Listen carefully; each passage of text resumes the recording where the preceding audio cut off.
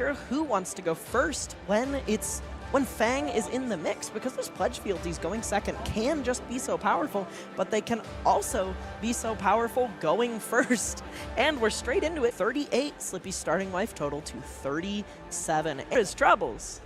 Alex is going to make a vigor with the hit trigger from Grains of Blood. As Fang, 2 sync blows and a loyalty from Beyond the Grave. If Marionette in round 1 was dagger folk you were hoping to see. Here comes by this Valiant Dynamo. There's a sync below, probably destined for the Arsenal. Not There's a spike with never Blood mind. Rod, giving this +3, but Alex Even there somewhere. looks like we're gonna flick Clave here off the rip, valuing getting that and churn here because we have a take up the mantle. I don't. Oh, there is a good target from the turn 3. But this attack is going to go all the way to 9 because its base power is going to... But what did we say at the start of this turn? Of 3 defense reactions that hand. And even though his hand this turn out, and it's going to let him swing this dagger and mark his opponent. Yep. Pushing this to 3. However, speaking of defense reaction heavy hands, Chris is holding on to his shelter and this Blistering Blade Scar Tissue combo. Copy didn't hit. Something retained a value from flicking that clave. Going to deny the mark there. In hand back to Alex, who's going to lead with Savor Bloodshed. Maybe the... Really pondering the blocks, and it's so respected. Blocking 9, pushing this to 6, essentially rotting an entire... And then just cleaning up after that. Let's go to the second chain lane. Paying into Grains and making a vigor, and then discarding the tip-off to mark his opponent, maybe valuing having the mark on a later turn. You know, if he discards it there, he gets a fealty and he draws a card, but he can't... Oh, the Tunic is available. Mark of the Black Widow. Saying no blocks. Here comes Razor's 6. Okay. Loyalty Beyond the Grave, covering up 3, and this is his second loyalty. So it is going to allow him to burn them both and show his fealty to the Emperor. That up pretty cleanly with the sync below from his arsenal. And you know what? That future turn is right now. Yeah, he's chosen this pledge fealty off the top? I think it might have been. Vigor's going to trigger at the start of his turn, floating him a resource. Glide on this turn and push quite a bit of damage. Yeah, and even if the Fire and Brimstone doesn't hit fealty and clearing the mart that's currently on Chris. Looks like we are going to pitch into the second Fire Vein. I think you're right. Maintain a large hand after these 3 fealty are going online. But when you see an assassin blocking with Bonds of Agony... Easy. Interestingly, Bonds of Agony blocked with can just also not be... Retrieve available as well in the pick up the point. I love this card. One more colloquially, every good card is at least head jab. Every good card is at... Converting cards into kind of that floor of 3 value. This Kiss of Death's nasty on hit, but this has go again from Slippy's effect, like you... Effect in the form of a dagger attack reaction. This has no cards left in hand, so this is reasonably face up. He is going to flick from maybe not the best thing ever. Just 2 damage. Just 2 damage 3 times on your arm pieces over the course of the game. I mean, it's efficient, but he gets 3 and protects a card in his hand. I have a common pitfall with Shelter that we saw put in the arsenal last turn. I like to. Blocking 2 with some armor. Long Whisker Loyalty, I believe, just choosing +2.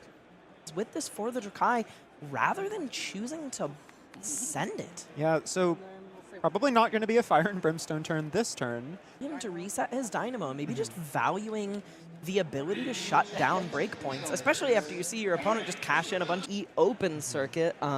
Chris Iali, the Cracks playing Mask of Perdition to banish extra cards to Art of Desire Body. And oh my gosh, Alex the full equipment the shove. Entire fridge. However, this opens him up to that Tarantula. After getting -3 from Tarantula Talks, then look at their hand and banish a card with the same color. It is red. Before looking at Alex's hand and getting his pick of the litter on how to mess it up. Second Savor Bloodshed available. He can take another Savor Bloodshed, but he also can take his Hunt's End. Yeah, interestingly, leaving the 1 Draconic card available, which could have helped deny go again unless... You heard it here first. Vigor trigger, looks over. Perhaps we see that just spent on go again if we're going to see Fire and Brimstone played on this turn. Everyone knows what's coming. Hunset. Doesn't make it any easier to block. I'm going to see the glint. Now that there's a hidden card in his hand, he is going to pick it back up. Second dagger coming in for one. Perhaps 1 of 4 on this turn. Both of his daggers this turn. Yeah. Just about to say, we really need to see Alex commit to this Fire and Brimstone soon, because the longer it sits in Arsenal, you know, you're playing against an assassin, you're constantly giving them opportunities to find Arsenal disruption. Triggers Obsidian Fire Veins ability and gives +4 itself. Oh, thinking about Following Blaze Headlong. that Alex is presenting. Blaze Headlong for 4 with Go again. Fucking Chris really needs to find some sort of disruption to interrupt. not capable of keeping some amount of cards. And Alex, clearly a seasoned Fang player. We've seen him on the World Tour, like getting his entire hand shredded. 3 with Valiant Dynamos and a tip-off. Kind of another can bail you out. Yeah, and a, you know, kind of just a... Looks like I see Blade Flurry and a Draconic Attack reaction in the form of Searing Gaze, pushing this to 6. And Infiltrate, which has the potential through your next turn cycle. Now, normally this card points in the form of Arakni Slip Through the Cracks. It's much easier to utilize your opponent's cards while also still presenting. It's been really exciting to see this card become an important part of these lists over the last few weeks. As Slip Through other than just making another Perdition is used, and there's 2 reds on top of Alex's deck, which that part is relatively likely. relatively likely. About banning the books is that when you take the tomes away, Alex now staring at jab-like card, 0 for 3 with Go again, with an on hit side of the board. I've heard that 0 for 5s are good. Seems playable. Yeah. Chris's hand was a bunch of thrusty auxiliary effects. It's kind of the name of the game when it comes to Arakni Slip Through the Cracks. But honest design to do, it was punishing Alex there by being hyper efficient because Alex didn't want to. Fight with Blood Rot is kind of awkward here with no obvious stealth attack to target it. But this might be the perfect answer to an Obsidian Fire Vein for 2.